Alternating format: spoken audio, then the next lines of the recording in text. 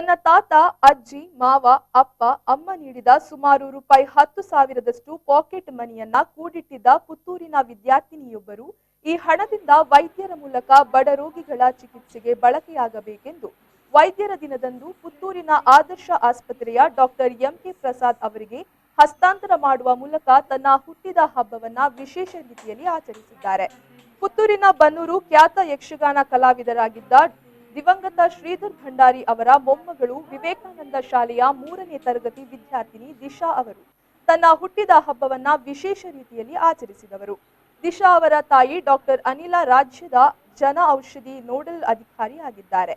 Covid ಸಂಕಷ್ಟದ ಕಾಲದಲ್ಲಿ ಬಡ ರೋಗಿಗಳಿಗೆ ಔಷಧಿ ವೆಚ್ಚ ಭರಿಸುವ ಮತ್ತು ಚಿಕಿತ್ಸೆ ಸಂದರ್ಭದಲ್ಲಿ ಎದುರಿಸುತ್ತಿರುವ ಆರ್ಥಿಕ ಸಮಸ್ಯೆಗಳನ್ನ ಪತ್ರಿಕೆ ಮಾಧ್ಯಮಗಳ ಮುಖಾಂತರ ಅರಿತಿದ್ದ ದಿಶಾ ಅವರು ತಾನು ಕೂಡಿಟ್ಟಿದ್ದ ಹಣವನ್ನ ಪುತ್ತೂರಿನ ಆದರ್ಶ ಆಸ್ಪತ್ರೆಯ ಡಾಕ್ಟರ್ ಎಂಕೆ ಪ್ರಸಾದ್ ಅವರಿಗೆ ಹಸ್ತಾಂತರಿಸಿದ್ದಾರೆ.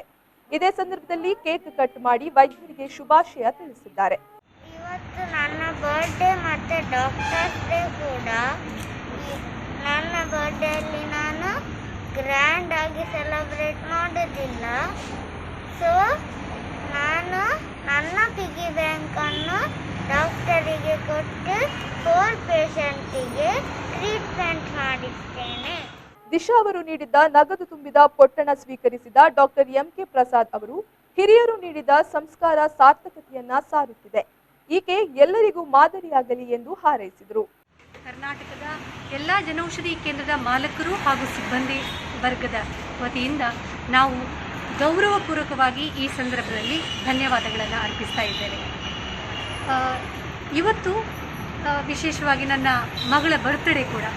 ಆ ಬರ್ತ್ಡೇಗೆ ಒಂದು ಮೀನಿಂಗ್ ಕೊಡೋದಕ್ಕೋಸ್ಕರ ನಮ್ಮ ಪುತ್ತೂರಿನ ಹೆಸರಾಂತ ಸರ್ಜನ್ ವೈದ್ಯರಾದಂಥ ಡಾಕ್ಟರ್ ಪ್ರಸಾದ್ ಭಂಡಾರಿ ಅವರ ಜೊತೆಗೆ ಕೇಕ್ ಕಟ್ ಮಾಡಿಸಿ ಅವರಿಂದ ಆಶೀರ್ವಾದವನ್ನು ಪಡೆಯೋದೇ ಒಂದು ಮೀನಿಂಗ್ಫುಲ್ ಅಂತ ಅನ್ನಿಸ್ತು.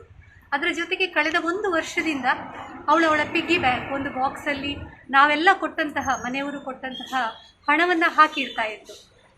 ಹರ್ಸೆಲ್ಫ್ ಅವಳೇ ಈ ಸಲದ ಸೆಲೆಬ್ರೇಷನ್ ಮಾಡೋದು ಬೇಡ, ನನ್ನ ಈ ಹಣವನ್ನು ಪುವರ್ ಪೇಷಂಟ್ಗಳಿಗೆ ಅಥವಾ ಹೌಸ್ಲೆಸ್ ಯಾರಾದರೂ ಕೊಡೋಣ ಅಮ್ಮ ಅಂತ ಹೇಳಿದ್ದಕ್ಕೆ ನಾವು ಇಲ್ಲಿ ಅವಳನ್ನು ಕರ್ಕೊಂಡು ಬಂದು ಡಾಕ್ಟರ್ ಪ್ರಸಾದ್ ಭಂಡಾರಿಯವರ ಮೂಲಕ ಯಾರಾದರೂ ಪುವರ್ ಪೇಷಂಟಿಗೆ ತಲುಪಲಿ ಅನ್ನುವಂತಹ ನಮ್ಮ ಉದ್ದೇಶ.